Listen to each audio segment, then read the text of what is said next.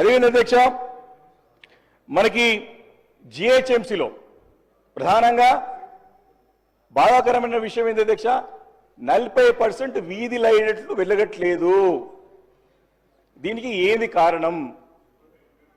దీని pending bill pending పెడితే కట్టరా light చీకట్లు ఉన్నాయి అధ్యక్ష. దాంతో యాక్సిడెంట్స్ అవుతున్నాయి, దాంతో ప్రాణ నష్టం జరుగుతూ ఉంది. 40% ఇంత బ్రాండ్ ఇమేజ్ ఉన్న సిటీలో 40% స్ట్రీట్ లైట్స్ వెలగట్లే అంటే సంవత్సరం నరగా వస్తుంది కొత్త ప్రభుత్వం వచ్చి. ఇంకా పాత ప్రభుత్వం నెప్పమొప్పి ఇంకా పనులు ముందుకు కొనసాగించడం కరెక్ట్ కాదు.